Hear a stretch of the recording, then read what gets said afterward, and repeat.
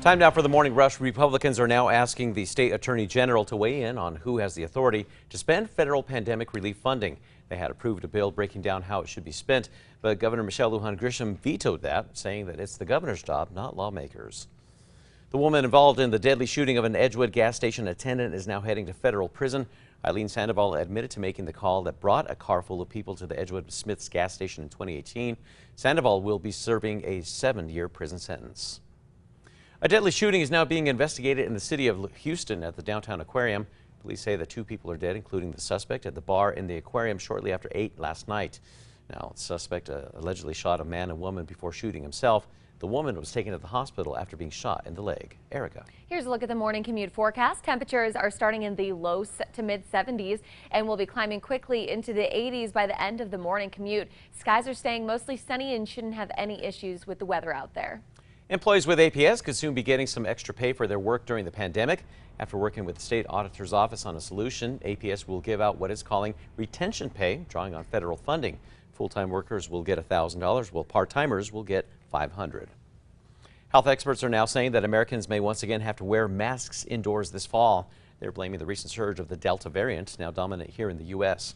Experts also say that the Delta outbreaks are giving Americans a preview of what may be in store when the weather turns colder.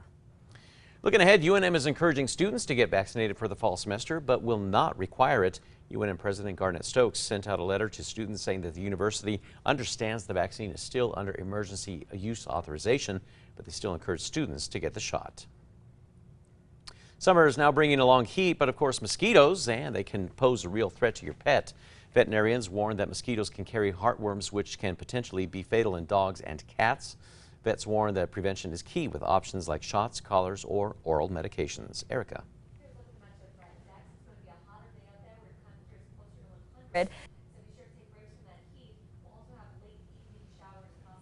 Northeast Heights residents say dirt bikes and ATV riders are making pedestrian trails unsafe to walk on.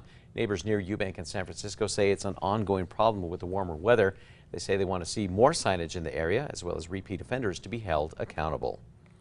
Many Native American artists and Indian jewelers are still hoping to recover and return to work after the COVID-19 pandemic.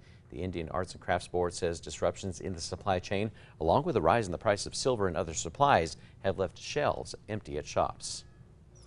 Well, this morning, the Valencia County Animal Shelter is now overwhelmed, and they are asking for help.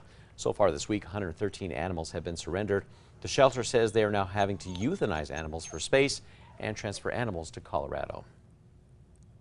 New legislation in Washington is being introduced to put the death penalty on the table for people who murder a law enforcement officer.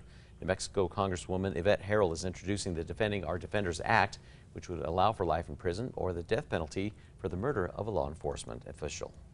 Erica. All right, let's get a look at the morning drive. Here are the maps.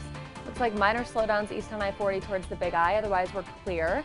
And here's Tracker showing lots of cars out on the roads, things moving smoothly by the looks of it, but we'll let you know as traffic picks up. A Louisiana teen has now become the first African-American contestant to win in 93 editions of the National Spelling Bee.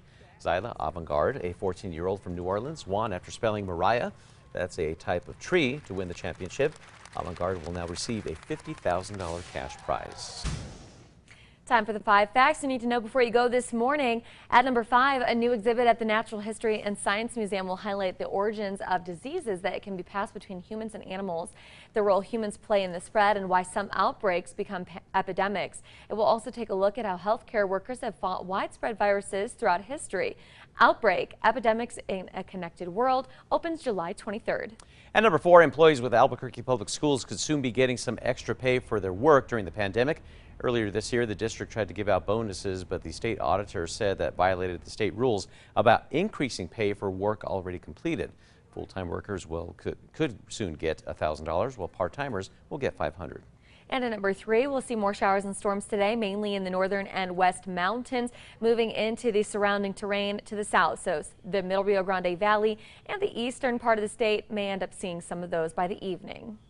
At number 2, the woman involved in the deadly shooting of an Edgewood gas station attendant is now heading to federal prison, but for less than half the time originally proposed. Now, yesterday, Eileen Sandoval admitted to making the call that brought a car full of people to the Edgewood Smith's gas station. This was back in 2018.